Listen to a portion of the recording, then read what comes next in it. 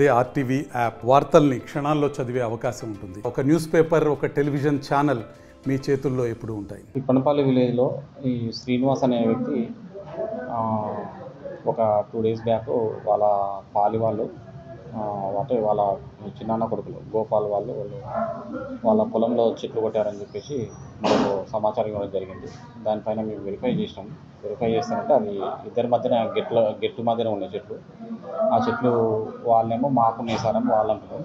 వీళ్ళు శ్రీనివాస్ వాళ్ళు మాకున్నాయి అని చెప్తారు. దాంట్లో సర్వే చేయాల్సిన అవసరం ఉంది.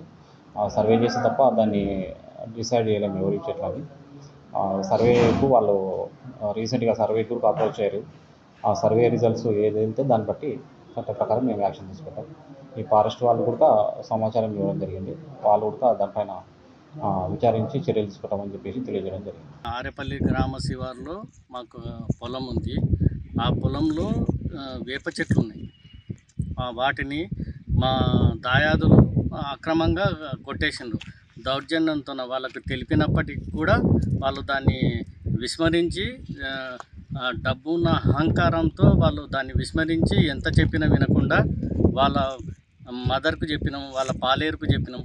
ప్లస్ కొట్టేటప్పుడు వచ్చి మామిడి చెట్లు ఉంటే కొడుతుంటే కూడా వచ్చి వాటికి వాళ్ళకు ఎవరైతే మామిడి చెట్లు కొడుతుందో వాళ్ళకు చెప్పినాం దీనిలను కొట్టకండి అని చెప్పి. అయినప్పటికీ మేము మా కార్యక్రమంలో ఉంటే వాళ్ళు రాత్రికి కొంతమంది జనాలను తోలుకొని వచ్చి దానిని కొట్టేసి లిఫ్ట్ చేసిన టైంలో వచ్చి చూసి ఆ చెట్లను మొత్తం ఫొటోస్ తీసినాను. ప్లస్ దాన్ని లారీతో సహా జేసీబీ ద్వారా దాన్ని లారీతో సహా తరలిస్తుంటే దాన్ని ఆపి ఆ విషయాన్ని తీసుకొని వెళ్ళి ఎస్ఐ గారికి తెలపడం జరిగింది.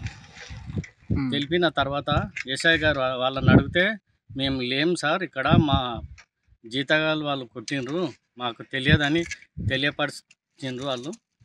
తర్వాత అక్కడే ఉన్నారు వాళ్ళు. ఇక్కడే ఉంటే నేను అప్పటికి ఎస్ఐ సార్తో సార్ మీరు లొకేషన్ షేర్ చేయమని అడగండి, తెలుస్తుంది వాళ్ళు ఎక్కడ ఉన్నారో అని అంటే లేం మేము 3 రోజుల తర్వాత వచ్చి మాట్లాడతామని అన్నారు.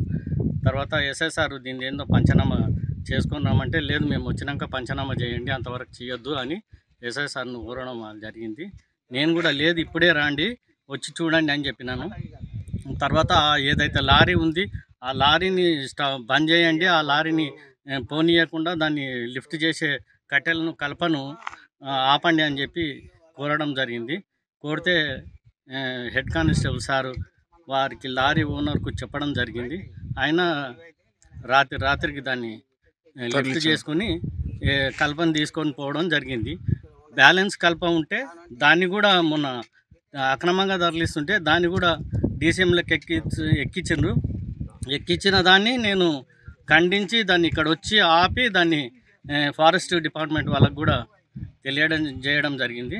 ఆ కల్పను మళ్ళీ వాళ్ళు డీసీఎం దించేసి పారిపోవడం జరిగింది. మరిన్ని వీడియోస్ కోసం ఛానల్ ని సబ్స్క్రైబ్ చేయండి. లేటెస్ట్ అప్డేట్స్ కోసం వాట్సాప్ ఛానల్ ని ఫాలో చేయండి. అండ్ లింక్ డిస్క్రిప్షన్ లో ఉంది.